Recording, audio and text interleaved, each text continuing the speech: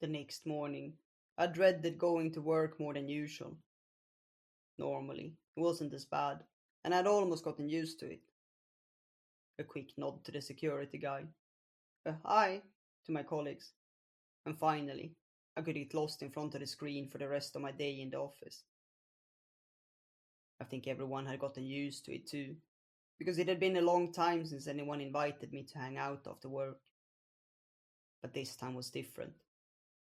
I knew she would try to talk to me during the day, so I decided to skip my lunch break, just in case she would wait for me in the cafeteria. I had carefully planned to face her after work, to give her back her phone, and that would give me an excuse to leave quickly by saying that I needed to catch my bus home.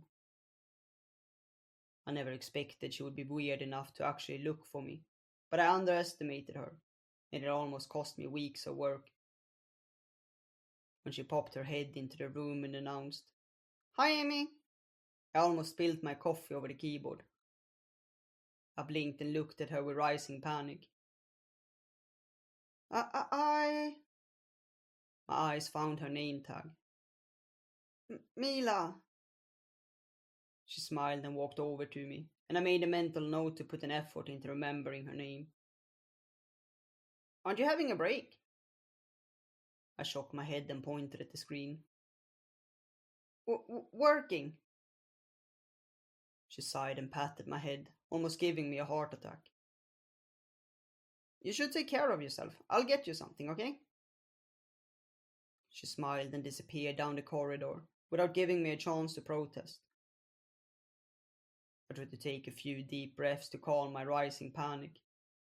I'd gotten so used to being laughed at, or at best ignored, that I was suspicious whenever someone was nice to me for no apparent reason. I could feel how my body tensed in preparation for what was sure to come. It's just a stupid prank, no big deal, I told myself, and went back to work, trying to ignore my rising anxiety. Things like this didn't happen often anymore, not since I became an adult, but it had been my constant companion throughout school. So often that I almost had become used to it. You will be fine, I tried to tell myself. It won't be that bad. There was a clear limit to what an adult could do to you in a workplace if they wanted to keep their job. My panic skyrocketed when I heard a door opening, and Mila came in with a cup of coffee and a donut in her hand.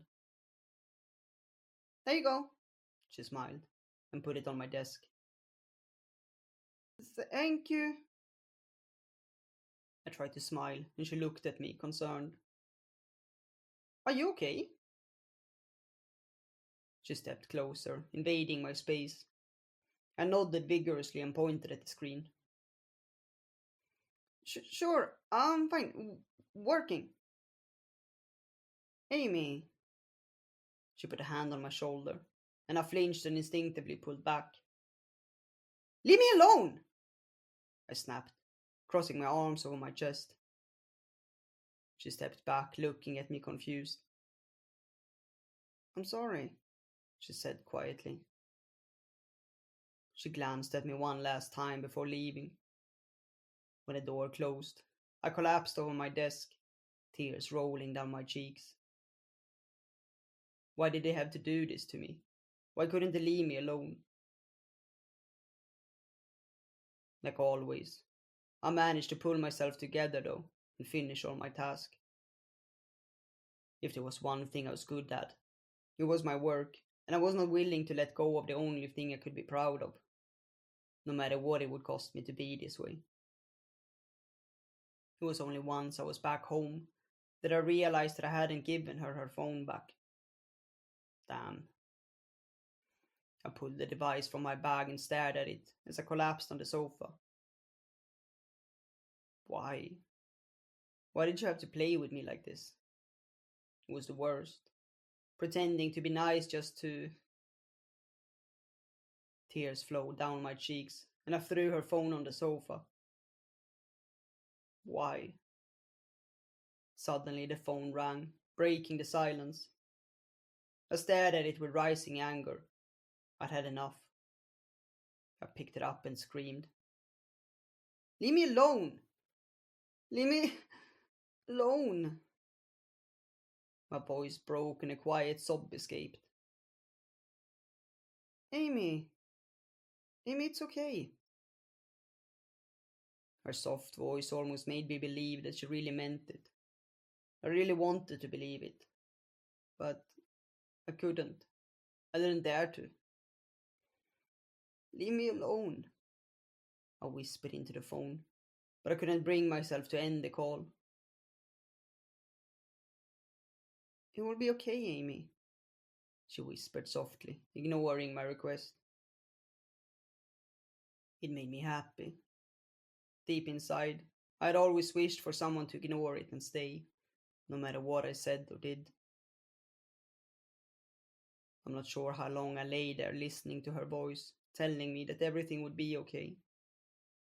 It felt strangely comforting, and in the end, I pulled the blanket over me, took her phone into my palms, and whispered, "Thank you, Mila." I wasn't sure if I was ready to fully trust her yet, but at least I was willing to give it a try.